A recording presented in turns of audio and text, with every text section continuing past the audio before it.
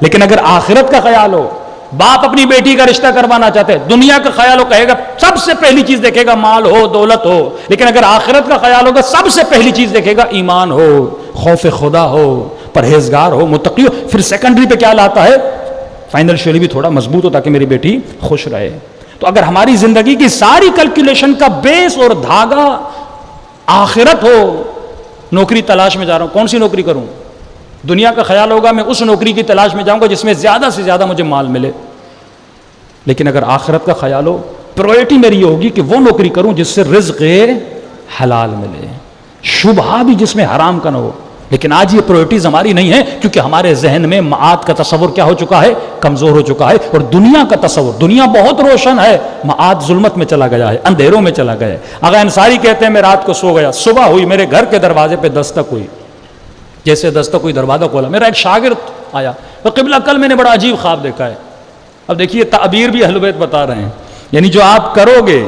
اگر تعلق اپنے امام سے رہے گا، اگر معرفت النفس کا علم ہوگا، پہلے وہ آیت اللہ جس کی اندر تھوڑی سی بری عادت تھی، امام نے خواب کے ذریعے سے سکھایا، اب اس نے اچھا کام کیا ہے، مولا خواب کی تعبیر، خواب کی صورت میں آگے سے جواب بھی دے رہے ہیں کہ قبلہ میں نے خواب دیکھا، خواب کے عالم میں کیا دیکھتا ہوں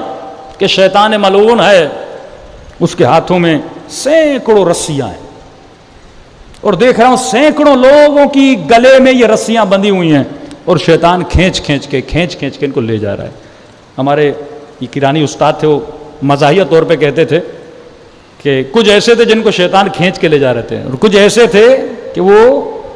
شیطان سے بھی آگے دوڑ کے جا رہے تھے، انہیں صرف تھوڑا دھکے کی ضرورت پڑتی ہے،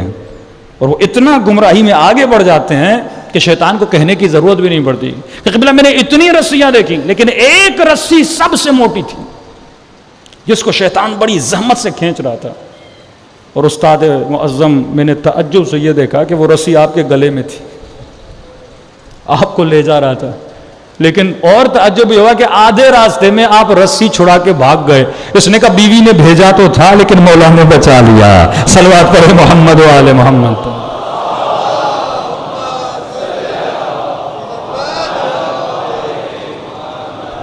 اجل فرجہم۔ تو اگر اسی طرح قریبی تعلق رہے اہل بیت کے ساتھ، انسان محسوس کرے کہ یہ دنیا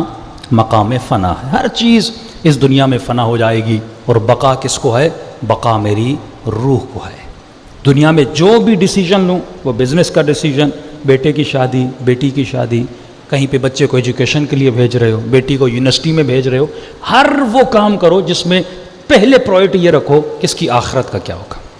صرف دنیا کا نہیں رکھو، کیونکہ سب سے بڑی ڈیوٹی ایک والد کی یہ ہے کہ اپنے بیٹے کی آخرت کو کیا کرے؟ بچائے۔